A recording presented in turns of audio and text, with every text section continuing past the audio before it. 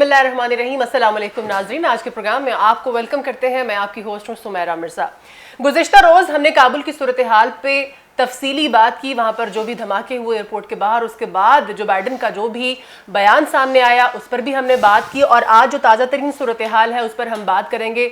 Drone हमला किया गया है अफगानिस्तान के सूबा नंगरहार में, और अमरीकी फ़ौज ये दावा करती है कि हमने टारगेट किया है, हदफ बनाया है मास्टरमाइंड को, जो कि काबुल एयरपोर्ट के बाहर हमला हुआ उसके। और उन्होंने ये भी साथ में दावा किया है कि इस बात की इब्तदाई इत्तलात यही है कि सिर्फ और सिर्फ जिसको हदफ बनाया गया था उसी को मारा गया है, आसपास कोई नुकसान नहीं हुआ है। इस सूरत हाल में अगर हम तालिबान की बात करते हैं, जो कि अफगानिस्तान हुकूमत को बहुत अच्छे तरीके से चलाने का दावा करते हैं, और वहाँ के अवाम को सिक्योरिटी का भी दावा उन्होंने किया था, और पूरी दुनिया के साथ मिलकर चलने का, अफगानिस्तान की इकोनॉमी को बेहतर करने का भी उनकी तरफ से दावा सामने आया था। इस तमाम तर सूरत हाल में ये सूरत हाल पैदा हो जाना, इस पर हमारा सवाल ये है अपने पैनलिस्ट से कि क्या तालिबान अफगानिस्तान के इंतज़ामी मामलात संभाल सकेंगे। अपने पैनल का तारुफ करवाती चलूँ। इस डिस्कशन में मेरे साथ स्टूडियोज़ में तशरीफ़ रखते हैं सैयद शुएबुद्दीन साहब। सर, आपको प्रोग्राम में वेलकम करती हूँ। फयाज़ बड़ाई साहब भी इस डिस्कशन में हमारा साथ देंगे। सर, आपको भी प्रोग्राम में वेलकम करती हूँ, शुक्रिया आपकी आमद का। हामिद खान अल-मशरक़ी हमें इंग्लैंड से ज्वाइन कर रहे हैं। हामिद साहब, आपका भी बहुत शुक्रिया। शुएबुद्दीन साहब, क्या फरमाएंगे, क्या अफगानिस्तान इस तमाम सूरत हाल में जो अब पैदा हो चुकी है, एक दो दिनों में बड़ी गैर यकीनी सूरत हाल है, मामला संभाल सकेंगे इंतजामी? देखिए, मैंने कल इस हवाले से अफगानिस्तान की बात हुई थी तो मैंने बड़े वाज़ेह अल्फाज में कहा था कि अमेरिका बाज नहीं आएगा। अमेरिका अपनी ज़मीनी फ़ौज मुंतकिल करेगा, लेकिन जो अपनी फ़िज़ाइया है उसके ज़रिए हमले जारी रखेगा। लेकिन जो एक बात अब मुझे समझ नहीं आ रही इस वक्त कि क्या कोई ड्रोन इतनी दूर तक जा सकता है, ये एक बहुत अहम सवाल है कि ये ड्रोन कहाँ से आया, और क्या ये वाकई ड्रोन हमला था या अमेरिका का कोई तैयारा वहाँ तक पहुँचा, उसने मिसाइल हिट किया। ये बड़ी अहम चीज़ है। ये अमेरिकन सच बोलते नहीं हैं, ये झूठे हैं, ये साबित शुदा झूठे हैं, तस्लीम शुदा झूठे हैं। वो हमेशा अपने मामलात को साफ दिखाने के लिए कि हम बेहतर हैं झूठ बोलते हैं, करते उसके बरक्स हैं, वो प्लांट करते हैं चीज़ें सारी टोटल। ये हमला भी प्लांटेड था। मैं तो कल आपसे कहा था कि एयरपोर्ट पे हमला भी उनकी तरफ से प्लांट छुड़ा था, जैसे 9/11 प्लांटेड था। ये अमेरिकन से जवाब बनाते हैं, उनको कोई शर्म नहीं आती अपने बंदे मरवाते हुए। जनरल राफेल को और अपना अर्नल राफेल को और जनरल वासिम को मरवाया था ज़िया-उल-हक के साथ उन्होंने। ये सारी चीज़ें वक्त के साथ साथ जब तारीख लिखी जाती क्लियर हो जाएंगी। लेकिन असल सवाल आपका है तालिबान का। जी बिल्कुल। तालिबान जब पहले आए थे तो एक तवील जंग के बाद उन्होंने वहाँ पे 94-95 बगैर 4-5 जंग लड़के काबुल पे कब्जा किया था। बिल्कुल ऐसे। इस दफ़ा वो बड़े सुकून से पहुंचे हैं, 10 दिन के अंदर फतह कर लिया। फतह क्या किया, मुकाबला ही नहीं हुआ। बिल्कुल ऐसे ही, बिना मुकाबला। अब असल बात यह है कि क्या वो संभाल पाएंगे। बिल्कुल ठीक कह रही हैं आप, उनका संभालना इसलिए मुश्किल नज़र आ रहा है कि मुखालफिन बेतहाशा हैं। वो तमाम लोग जो उनके खिलाफ लड़ते रहे वो अभी तक आराम से घर बैठे हैं, अभी तक मुज़ाकरात चल रहे हैं। लेकिन एक बात याद रखें, अभी तक हुकूमत भी कोई नहीं बनी। बिल्कुल ऐसा ही है। आज 15 तारीख से ये लेके आज तक 2 हफ्ते हो रहे हैं। इन 2 हफ्तों में तालिबान अपनी हुकूमत नहीं बना सके। यानी कि वो जो कहते हैं ना काबुल फतह हो गया, जी। अगर फतह हुआ था तो तालिबान की हुकूमत कहाँ है। तालिबान इस वक्त एक वो जो पाकिस्तान की तरफ से कहा जा रहा है कंसेंसस गवर्नमेंट, एक इकट्ठे होके बातचीत करके आपस में बैठ के मिलजुल के एक मखलूत हुकूमत बनाने की बात की। जी बिल्कुल ऐसा ही है। अगर वो मखलूत हुकूमत बन गई तो उसके अंदर बहुत सारे मसाइल हल हो जाएंगे। बिल्कुल ऐसा ही है। लेकिन अमेरिका ने अपनी शरारतों से बाज नहीं आना। जैसा उसने एयरपोर्ट पे कराया है ये सारा कुछ, अब कल रात से चल रहा है कि अमेरिका ने 3 अहम हिस्से एयरपोर्ट के खाली कर दिए हैं, एक तरफ चले गए हैं। बिल्कुल, लेकिन शेर साहब जैसे आप कह रहे हैं कि अगर तो ये गवर्नमेंट जो है वो तश्कील पा जाती है, तश्कील पा जाती है, कब फिर मामला फिर संभल कुछ सकेंगे। बेहतर हो जाएंगे। ठीक है। लेकिन अभी तक वो मामला 2 हफ्ते हो गए हैं, तय नहीं पा रहे। लेकिन बात तो वही है ना, जाहिर है जब वो अभी तो वो काबिज हुए, अभी तो उन्होंने कब्जा किया है, उनके हाथ में आया कब्जा सारा भी देखें, अफगानिस्तान। कब्जा ये है कि उन्होंने सरेंडर किया है। बिल्कुल ठीक है। दूसरों ने उन्होंने फौज जिस सूरत हाल में भी है, अब हमने तो ये देखना है कि तालिबान किस तरह से वो चलाते जो हैं 2.5-3 लाख फौज थी वो भाग गई है। बिल्कुल ठीक है। देखें ठीक है। वो कहीं गए नहीं है, वो भी अफगानिस्तान में वर्दी उतार दी है, ऐसा ही है। शलवार कमीज पहन ली है। ठीक है। तो ये चीजें जो हैं इनको इकट्ठा करने में कितनी देर लगती है। ठीक है, बिल्कुल ठीक है। ये एक बड़ा अहम सवाल है। देखें अभी इतनी जल्दी हमें कोई नतीजा अखज नहीं लेकिन करना हम चाहिए। इसको इसी से मशरूत कर लेते हैं। नजर लेकिन आ रहा अगर गवर्नमेंट तश्कील पा जाती है, हम इसको इसी से मशरूत कर, अगर मखलूत हुकूमत ठीक तश्कील है, पा ठीक, जाती अच्छा, है ठीक है। तो मामला बेहतर की तरफ जा सकते हैं। ठीक हो गया। फयाज साहब, आप क्या कहना चाहेंगे कि अमेरिका अब चले मुकम्मल तौर पर अभी इनखला नहीं हुआ है, लेकिन फिर भी काबुल उनके कब्जे में है अफगानिस्तान के। अब तो क्या अमेरिका फिर इस तरह से टफ टाइम देगा? इस तमाम सूरत हाल में जो इंतजामात हैं, क्या वो संभाल पाएगी अफगान हुकूमत? मेरा तालिबान जंग से बाहर आ गए हैं, अब उन्हें एक और जंग का सामना है। मैदान जंग में लड़ना और तरह का होता है, टेबल पे बैठकर मुज़ाकरात करने का फ़न थोड़ा सा डिफरेंट होता है। बिल्कुल सही। ये तालिबान के लिए एक बहुत सोचने और समझने वाला लम्हा है कि अभी तक 15 दिन हो गए उन्होंने कोई मरकज़ नहीं दिया। अभी तक किसी ऐसी शख्सियत का फैसला नहीं किया गया जो रूल करेगी और सबसे बड़ी होगी। 2-3 नाम आ रहे हैं। एक तो मरकज़ नहीं मिल रहा, हुकूमत साजी में डिले हो रही है। बिल्कुल। फिर यह कि उनकी फॉरेन पॉलिसी क्या होगी, उस हवाले से कोई बाकायदा पेश रफ्त नहीं हुई। कोई अभी तक उन्होंने चाइना, अभी बयानबाजी ईरान, चल रही है। तुर्की, पाकिस्तान किसी से कोई बाकायदा अभी उन्होंने रब्ता नहीं किया और ना कोई मुज़ाकरात किए। बिल्कुल ऐसे। उनकी जो दाखिली पॉलिसी है वो कैसी होगी वो भी क्लियर नहीं है। उनका जो फाइनेंस है वो कैसे चलेगा वो भी क्लियर नहीं है। एयरपोर्ट की जो सूरत हाल है उस पर भी तालिबान ने कोई संजीदगी का मुजाहरा नहीं किया। बिल्कुल सही। उस तरफ अमेरिकन का कब्जा है, कुछ कोने इनके पास हैं, खलकत वहाँ जमा है। तो इस तरह के दुश्मन को मौका मिल गया है। मैं समझता हूँ कि तालिबान टेबल की मेज़ पर आकर थोड़े से स्वाइस के उन्होंने 2 प्रेस कॉन्फ्रेंस की हैं। इसके अलावा उन्होंने कोई बाकायदा एजेंडा जारी नहीं किया, कोई प्रैक्टिकल स्टेप नहीं लिया, किसी दोस्त को साथ नहीं मिलाया। और उन अभी ये क्लियर ही नहीं हुआ, वो सही जो शेख साहब ने बात किया है कि जिन लोगों ने सरेंडर किया है मुमकिन है उनके दिल और दिमाग इनके साथ अभी ना हो, लेकिन उन्होंने सरेंडर कर लिया है, तो वो भी तो उसी साजिश का हिस्सा हो सकते हैं। तो फिर प्लानिंग कोई नहीं थी अफगान? प्लानिंग नज़र नहीं आ रही। और जो कल का जो वाक़या हो गया, जिस तरह वो धमाके हुए, फिर उसके बाद अमेरिका ने जो रिएक्ट किया है, उन्होंने जाकर ड्रोन हमला किया है, तो ये तो ख़तरे की घंटी बज गई है कि अमेरिका किसी भी वक्त किसी भी जगह पर ड्रोन हमला कर सकता है। तो ये फौरी ज़रूरत है, मैं समझता हूँ इनको, अगर इन्हें काबुल के इंतजाम संभालने हैं, फौरी ज़रूरत है ये अपने दोस्तों से रब्ता कायम करें। उसमें कमी है।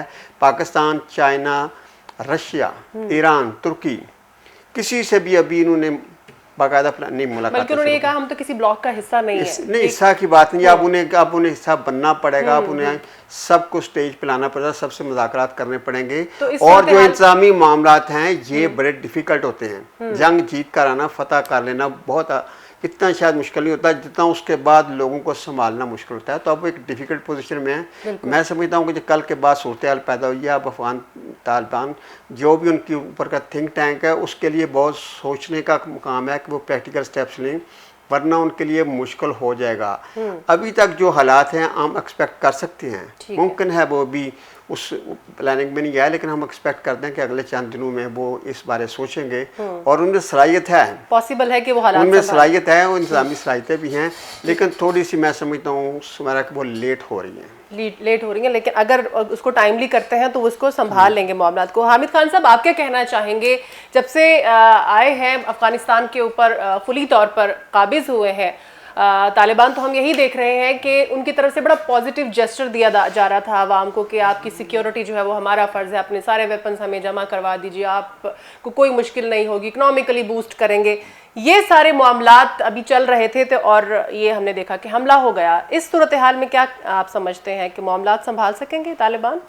मैं ये कहूँगा, ये जो आपका पहला सवाल है इसके अंदर जो है मेरा जवाब तो पहले सिर्फ मैं कहूँगा कि हाँ में है। तालिबान जो हैं वो हुकूमत बेहतर तरीके से चला सकेंगे।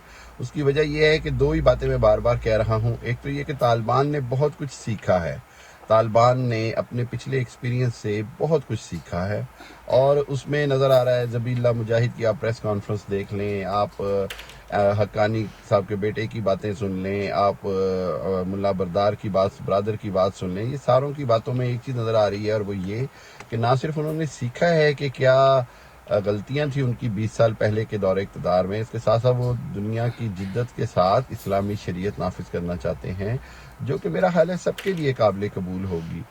और इसके साथ साथ उनको पाकिस्तान का भी ताउन दरकार होगा, इंतज़ामी अमूर में, हुकूमती अमूर में। चाइना भी ताउन करेगा। तो इस हवाले से खित्ते के अंदर उनको इतनी सपोर्ट मिल जाएगी कि वो हुकूमत को अच्छे तरीके से चला सकें, रन कर सकें, मैनेज कर सकें। चैलेंज ज़रूर है, इससे इनकार नहीं, लेकिन मेरा जवाब हाँ में है। मैं बड़ा पुरुमीद हूँ।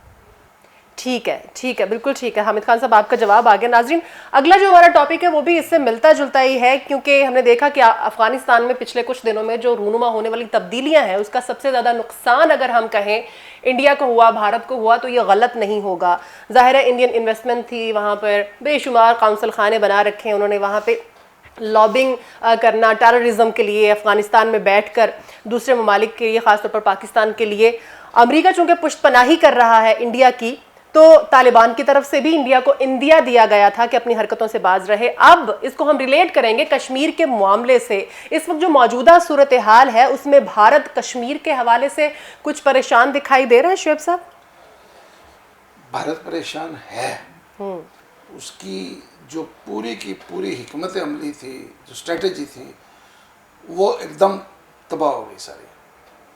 और ये डोवल ने जो काम वहाँ पे अशरफ गनी के साथ मिलकर संभाला हुआ था, साले के साथ संभाला हुआ था, जी बिल्कुल, वो एकदम ख़त्म हो गया सारा कुछ। एक पूरा स्ट्रक्चर जो था उनका, पाकिस्तान को एक दूसरे बॉर्डर पे इंगेज रखने का। बिल्कुल। पाकिस्तानी फौज कभी भी अपने इस बॉर्डर पे नहीं जाती थी। ये बॉर्डर पाकिस्तानी फौज की से बिल्कुल अलग था। यहाँ लेवीज काम संभालते थे और वही यहाँ पे काम करते थे। बिल्कुल सही। लेकिन इंडिया ने अब बलूचिस्तान और KPK के बॉर्डर्स को इतना अनसेफ कर दिया कि हमें वहाँ अपनी फौज भेजनी पड़ी और वहाँ पे हमें अपनी बाड़ लगानी पड़ी। बिल्कुल ऐसे ही है। इंडिया का जो खौफ है, अब वो वहाँ से निकल तो जा चुका है, उसका खौफ एक दूसरा है। 1989 में जब रशियंस वहाँ से वापस गए अफगानिस्तान से, तो मुजाहिदीन जो थे वो अपनी जंग जीते थे। उसके बाद अब इंडिया ने एक थ्योरी चलाई थी कि मुजाहिदीन कश्मीर में आ गए हैं। ये एक बाकायदा, ये भी इंडिया का ही था कि जी पाकिस्तान ने मुजाहिदीन को रास्ता दिया है कि वो कश्मीर में आके यहाँ पे आज़ादी की जंग लड़ें। सही। और आपको याद होना चाहिए कि 1989 के बाद कश्मीर के अंदर जंग आज़ादी बहुत तेज़ हो गई थी और वहाँ पे बाकायदा मुकाबले शुरू हो गए थे, इसमें कोई शक नहीं। ठीक है। इंडिया ने उस वक्त फौज का बहुत नुकसान भी हुआ उसका। फिर जनरल मुशर्रफ साहब आए और इंडिया ने पाकिस्तान की सरहद के जो पहली बाड़ लगा ली हुई थी, हमारी आज़ाद कश्मीर और मकबूजा कश्मीर के दौरान जो डिस्प्यूटेड बॉर्डर है, डिस्प्यूटेड बॉर्डर, वो तयशुदा इंटरनेशनल बॉर्डर नहीं है, वहाँ भी बाड़ लगा दी। बिल्कुल सही।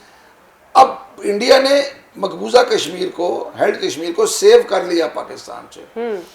अब इसके बावजूद वो इस वक्त खौफ का शिकार है। जिस तरह उसने पाकिस्तान को इंगेज रखा अफगानिस्तान से, जी बिल्कुल, उसे अब ये खौफ हो रहा है कि वही मुजाहिदीन, वही तालिबान जो पहले जिनके बारे में उसने कहा था कि कश्मीर में आए थे, बिल्कुल, अब वो आज़ाद हैं। बिल्कुल। वो जो जंग लड़ रहे थे अमेरिका के साथ, वो उन्होंने इख्तिताम पजीर कर ली है। बिल्कुल सही। क्या वो अफगान मुजाहिदीन यहाँ आएंगे?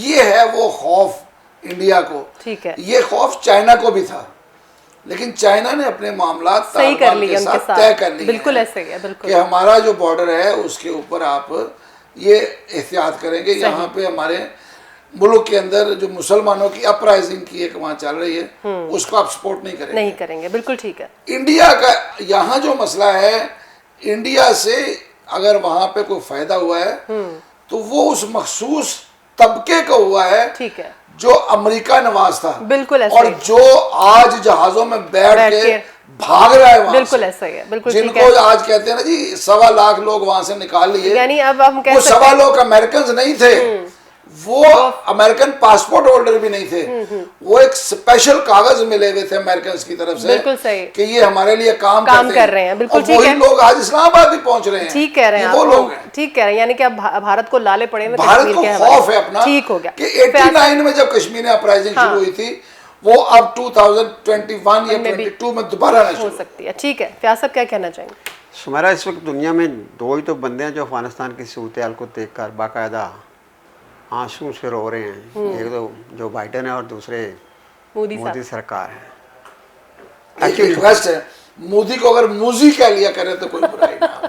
नरेंद्र मोदी भी कह सकते हैं। ये तो आपकी मोहब्बत है ये मोदी से। बस यही तो मैं समझता हूँ कि ये जो इंडिया है उसको ये भी पता है कि अफगानिस्तान के आज़ाद होने से मुजाहिदीन अफगानिस्तान से नहीं आएंगे, लेकिन उनको ये एहसास ज़रूर है कि जिस तरह अफगानिस्तान में तालिबान आए और जिस तरह अफगानिस्तान के लोगों ने आज़ादी हासिल की है जी। तो कश्मीर भी आज़ाद होने को जा रहा है। क्यों? वहाँ जो कश्मीर में लोग बैठे हुए हैं, जो कश्मीरी हैं, जो पहले ही तहरीक चला रहे हैं और 70 साल से वो इस तहरीक को जिंदा रखे हुए हैं, अब उनमें एक नई एनर्जी आएगी। वो उनकी सोच जो है वो मज़ीद मजबूत होगी, और जिस तरह उनको ये एक आसरा मिल रहा है कि हाँ अगर एफर्ट की जाए तो अगर अफ़गानिस्तान एक सुपर पावर से, वो भी तो एक एटमी पावर से, बल्कि कई एटमी पावर तो सुपर पावर वहाँ पहुँची थी, तो उनसे आज़ादी हासिल कर सकते, तो हम आज़ादी क्यों नहीं हासिल कर सकते? तो ये उनको एक नई क़ुव्वत मिली है, उम्मीद मिली है, और उनकी तवक्को मजबूत हुई है और उनका ईमान मजबूत हुआ है कि हम इंडिया से आज़ादी हासिल कर सकते हैं। अब इस सारी सूरत हाल में इंडिया ने जब ये देखा है कि ये उनको एनर्जी मिल रही है, तो उसने ये वावेला मचाना शुरू कर दिया है तरीके से, प्लानिंग के साथ, दहशतगर्दी के हवाले से। जी बिल्कुल। और इसलिए वो तालिबान को भी दहशतगर्द कहता है और चाहता है कि अफगानिस्तान में दहशतगर्दी की कार्रवाई जारी रहे, पाकिस्तान में जारी रहे, ताकि वो दुनिया को इस्टेब्लिश कर सके कि जिस तरह पाकिस्तान में दहशतगर्द हैं, वही दहशतगर्द जो हैं वो आकर कश्मीर में भी खराबी कर रहे हैं। तो वो दहशतगर्दी, चूँकि आपको पता है यूरोप और अमेरिका तो ये बड़ा फेवरेट है, इंसानी हकूक़, ख़वातीन के हकूक़ और फिर दहशतगर्दी, ये तीनों सब्जेक्ट उनके बड़े, वो स्पेशलिस्ट इसमें तो चाहते हैं ऐसा चीज़ आए और उसमें जाकर वो अपनी असला इस्तेमाल करें। तो इंडिया वावेला में जाकर उन्हें इधर मोटिवेट कर रहा है। इस सारी सूरत में मैं समझता हूँ कि पाकिस्तान को अब जो हिम्मत करनी है, जो हमारी फॉरेन पॉलिसी होनी चाहिए, का फ़ायदा वो ये होनी चाहिए कि हमें ये नहीं कि हमें अपनी सफाइयाँ पेश करनी चाहिए कि हम कश्मीर में कुछ नहीं कर रहे। हमें अब फोर्स के साथ और एनर्जी के साथ दुनिया को बताना चाहिए कि इंडिया कश्मीर में ज़ालमाना कार्रवाई कर रहा है, वो इंसानी हकूक़ की खिलाफ वर्जी कर रहा है, ख़वातीन के हकूक़ छीन रहा है, बच्चों के हकूक़ छीन रहा है। अब पाकिस्तान को इस्टेब्लिश करना है, बिल्कुल सही, बजाय इसके कि हम हर वक्त डिफेंस में, अब जरा आगे बढ़कर अटैकिंग पोजीशन में दुनिया को बावर कराना है कि इंडिया जो है वो गलत कर रहा है वहाँ पे और उसकी पॉलिसियाँ गलत हैं और इंडिया परेशान है। और इंडिया बिल्कुल 100% परेशान है। अब उसकी ये एक खौफ है कि कश्मीर भी आज़ाद होने को जा रहा है। बिल्कुल सही, इंशाल्लाह, और ये होगा। अच्छा, एक लाइन, अभी दहशतगर्दी की बात की, अमेरिका और मगरिब की, लेकिन जब इनके अपने मुल्क में दहशतगर्दी होती है, वो कहते हैं, अभी कल अमेरिका में फायरिंग हुई है, 5-6 अफराद मारे गए, मेंटली इंस्टेबल है जी, हाँ जी, ज़हनी मरीज है, तुम्हारा ज़हनी मरीज है, हमारा दहशतगर्द है। हाँ जी, बिल्कुल बिल्कुल बिल्कुल सही कह रहे हैं। क्या कहेंगे हामिद खान साहब आप भी इस पॉइंट पे? जी, भारत के बारे में मैं ये कहूँगा कि बिल्कुल भारत के लिए बड़ी परेशानी की बात है, ख़तरे की घंटी बज चुकी है, अलार्मिंग सिचुएशन है, और उसके अंदर ये सबसे अहम बात यही आ जाती है कि भारत को कश्मीर के लाले पड़े हुए हैं, और तालिबान आज नहीं हमेशा से कहते रहे हैं कि वो जहाँ जहाँ भी आज़ादी की तहरीकें चल रही हैं उनको सपोर्ट करेंगे, और कश्मीर तो बिल्कुल हमारे और उनके मतलब हमसाया में है, और कश्मीर की जद्दोजहद आज़ादी जो है वो ख़ुद कश्मीरियों की वजह से इंतहाई फैसला कुन मोड़ पे है, और इस सूरत हाल के अंदर तालिबान की तरफ से वहाँ पर जो है वो मदद जो है या उसका साइकोलॉजिकल दबाव जो है भारत पर वो बिल्कुल है, और उससे कोई इनकार नहीं किया जा सकता। मेरा जवाब हाँ में है, और उसकी वजह यही है कि देखें मुजाहिदीन जो हैं कश्मीर के, वो पहले से इतने सालों से जंग लड़ रहे हैं। 40-50 हज़ार जवान शहीद हो चुके हैं, 70-80 हज़ार औरतें बच्चों को शहीद किया जा चुका है। तो ये एक तारीखी जंग है, 70 साल से लड़ी जा रही है और इसने मंतकी अंजाम को पहुंचना ही पहुंचना है। भारत जो मर्जी कर ले, इसको रोक नहीं सकता। ठीक है हामिद खान साहब, आपका मौक़िफ़ आ गया। और नाज़रीन, अब हम बात करेंगे पीडीएम की। जी हाँ, पाकिस्तान तहरीक इंसाफ की हुकूमत को बने हुए 3 साल हो गए हैं और उनकी कारकर्दगी का मुजाहरा भी किया गया, एक बहुत बड़ी तकरीब हुई। और अगर इसी से रिलेट किया जाए पीडीएम को, तो जैसे ही पाकिस्तान तहरीक इंसाफ इक़्तिदार में आई तो पीडीएम भी बन गई। और अगर हम ये कहें कि पीडीएम को बने हुए 3 साल हो गए हैं तो ये बात गलत होगी। मेरा अपना इख्तलाफ है इस बात पे, क्योंकि पीडीएम बहुत दफ़ा पैदा हुई और बहुत दफ़ा मरी है और अब एक बार फिर से पीडीएम जलसा करने जा रही है कराची में। तो इस गिरती पड़ती और वेंटिलेटर पे जो मौजूद थी पीडीएम, क्या उसको दोबारा ऑक्सीजन मिल सकेगी कराची जलसे से? शुएब साहब, आपने एक अच्छा लफ्ज़ कह दिया, मुर्दा। इस वक्त वाकई एक मुर्दा पीडीएम को जिंदा करने की कोशिश की जा रही है। लेकिन एक चीज़ याद रखें, जो वहाँ पे क्राउड पुलर है वो नहीं है। शहबाज शरीफ साहब क्राउड पुलर नहीं है। कराची में वो इलेक्शन खुद भी हारे हुए हैं और वो कौमी असम्बली का इलेक्शन आम इंतखाबात में था, कोई ज़िमनी इलेक्शन नहीं था। बिल्कुल ऐसे कि बरसर इक़्तिदार जमात ने जीता। General election. शहबाज साहब को वहाँ बहुत कम वोट मिले थे, वो उनकी पॉपुलैरिटी और उनकी वहाँ पे पसंदीदगी के हवाले से। कल मेन जो वहाँ पे स्पीकर है वो शहबाज साहब हैं, क्योंकि बड़ी जमात है। फजल रहमान साहब तो इत्तेहाद के सदर है ना जी, इसलिए वो मेन स्पीकर आखिर में आएंगे। लेकिन कल जो तब तक मजमा जा चुका होगा। जी जी, वो यही होता है उनके साथ बेचारों के, कि लोग मरियम का जख्ती सुन के भाग जाते थे। अब हुआ ये है कि पीपल्स पार्टी और एएनपी के अलग होने के बाद जी पीडीएम सुकड़ गई है। ये जो मर्जी कहे फजल रहमान साहब, ये कभी भी कोई केपीके में बहुत बड़ी हैसियत नहीं रखते। अपने ज़िले की ये डिवीजन की हद तक ही हैं, ज़्यादा इनका जो ताल्लुक है, बाकी चंद एक लोग इधर जीत जाते। एएनपी वहाँ पे वाकई बड़ी जमात रही है, हुकूमत भी बनाई है। बिल्कुल। सिंध में पीपल्स पार्टी है।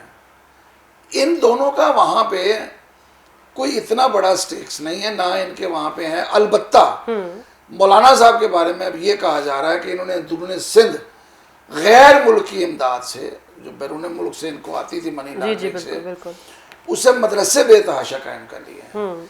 अंदरूनी सिंध का गरीब हारी किसान, गरीब लोग जिनके पास पैसा नहीं है, वो अपने बच्चे को मदरसा भेज देते हैं, क्योंकि मदरसे में तालीम भी मुफ्त है, खाना पीना रोटी खाना भी मुफ्त है। बिल्कुल। उसके बाद उन्हें ये गर्ज नहीं होती कि वहाँ क्या इंसानियत सोच सलूक होता है बच्चे के साथ, वो उसकी बात नहीं करते। वो कहते हैं बस ठीक है जी, बच्चा घर से चला गया, रोटी भी वहाँ मिल गई, यहाँ हमारे पास रोटी भी नहीं खिलाने को। तो मौलाना साहब के पास वो बच्चा मौजूद है। अब वो कितने बच्चे ला सकते हैं कराची, ये भी देखने वाली बात है। ठीक है, ये दोबारा जिंदा करने की कोशिश है, लेकिन जिंदा करने की कल वाली कोशिश मुझे कोई इतनी कामयाब होती नजर नहीं आती। ठीक है, मफ्ता इस्माइल जैसे लोग अगर मुस्लिम लीग नून को छोड़ रहे हैं, इस्तीफे दे रहे हैं, तो ये बड़े सोचने का मुकाम है। बिल्कुल बिल्कुल सही। कि ऐसी क्या वजह हो गई कि एक संजीदा शख्स है, मैं उन्हें संजीदा मानता हूँ, वो उन लोगों में से नहीं है जो फजूल गोई करते हैं टीवी पर। शेफ साहब, हो सकता है उनकी कंपनी को इस दफा बहुत ज्यादा फायदा हुआ है ना, बहुत ज्यादा उनकी अर्निंग इकोनॉमी बेस्ट हुई है, वो इम्प्रेस हो गए। आपका मतलब उन्होंने कहा कि इमरान खान की तरफ चला जाए, इम्प्रेस हो गए होगे यार। आपके अल्लाह जुबान मुबारक करे उनके हक में और उन्हें फायदा हो।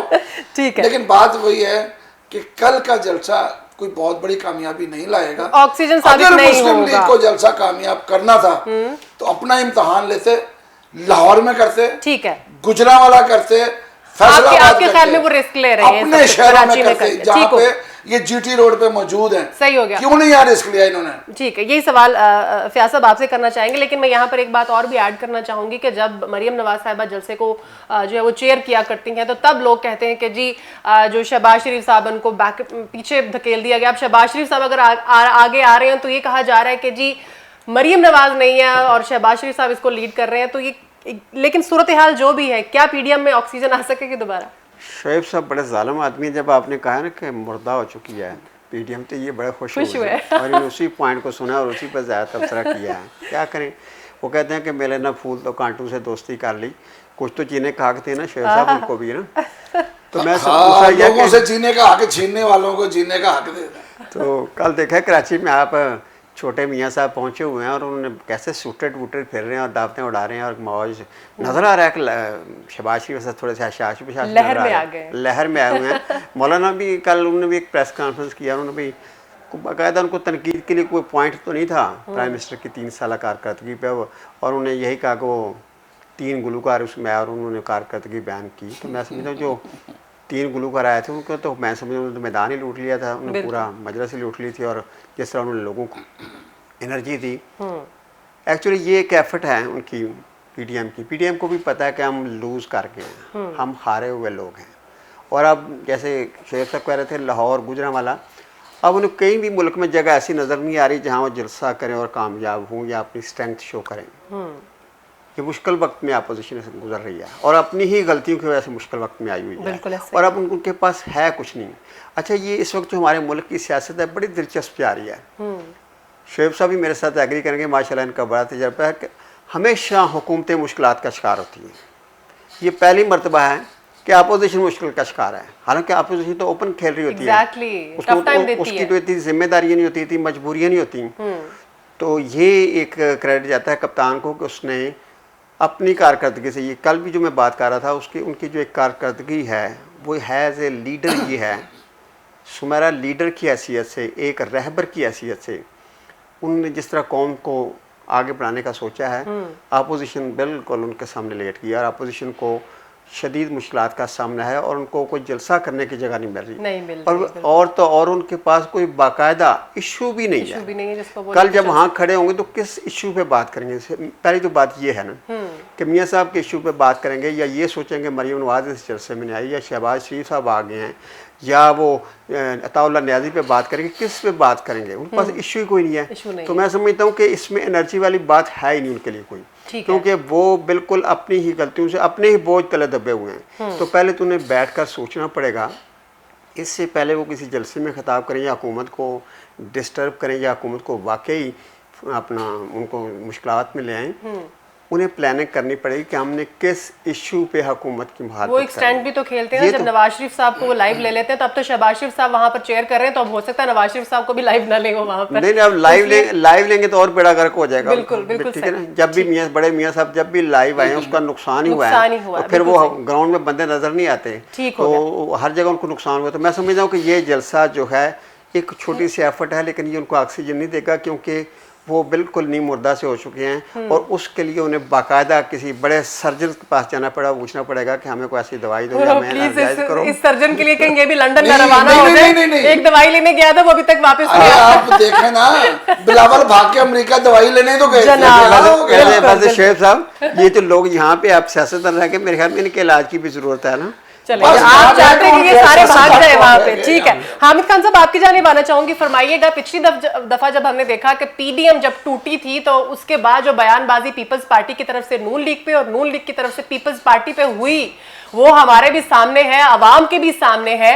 इन हालात में एक दफा फिर से पीडीएम का इकट्ठा होना और वो भी कराची में और वो भी शहबाज शरीफ साहब उसको चेयर करेंगे, क्या ऑक्सीजन साबित हो सकेगा पीडीएम के लिए? मेरा पीडीएम के शो के हवाले से 2 अहम बातें हैं। एक अहम बात तो ये है कि बिल्कुल पीडीएम अपनी कोशिश कर रही है कि उसमें दोबारा जान डाली जाए। शहबाज शरीफ साहब बड़े एक्टिव हुए हैं, फजलुर रहमान ने उनको बड़ा एक्टिव किया है, सारे एक्टिव हुए हैं। इसके अंदर सबसे अहम बात यह है कि ये बगैर पीपल्स पार्टी के पीडीएम है, ये बगैर पीपल्स पार्टी के जलसा करने वाली पीडीएम है और पीपल्स पार्टी के गढ़ यानी मतलब उनकी हुकूमत वाले शहर कराची में जलसा कर रहे हैं। तो इस हवाले से पीडीएम का ये जलसा जहां हुकूमत के लिए चैलेंजिंग है, वहीं ये पीपल्स पार्टी को भी अपने मसल्स दिखा रहे हैं, पीपल्स पार्टी को भी पावर शो करना चाहते हैं और इस हवाले से ये बड़ा अहम जलसा है, इससे इनकार नहीं। इसमें पूरी कोशिश है इनकी कि इसमें जान डलेगी, लेकिन अगर आप मुझसे हाँ या ना में पूछे तो मैं कहूँगा कि नहीं, इसमें जान नहीं डाल सकती। उसकी वजह यह है कि पीडीएम के अंदर खुद अपनी जो सियासत है वो और मौजूदा इंटरनेशनल सियासत में इमरान खान की हुकूमत बड़ी मकबूल हुई है और इस मकबूल हुकूमत की वजह से, मकबूलियत की वजह यही है कि फॉरेन अफेयर्स के ऊपर बहुत मकबूल है, अंदरूनी हालात का बिल्कुल चैलेंजेस का शिकार है, लेकिन बैरूनी तौर पर इतनी उसकी मकबूलियत है कि मेरा ख्याल ये है कि ये हुकूमत अभी कहीं नहीं जाएगी, ना ही अपोजिशन की कोई भी जिसको कहते हैं तहरीक या जलसे इसको कमज़ोर कर सकते हैं। तो इस हवाले से मैं नहीं कहूँगा कि ये ताकत पकड़ेगी, लेकिन पीपल्स पार्टी के लिए एक चैलेंज ज़रूर बनेगी और पीपल्स पार्टी को इसको देखना पड़ेगा। हुकूमत से ज़्यादा ये अपोजिशन की आपस की लड़ाई हो जाएगी। ठीक है हामिद खान साहब, आपका मौक़िफ़ भी आ गया।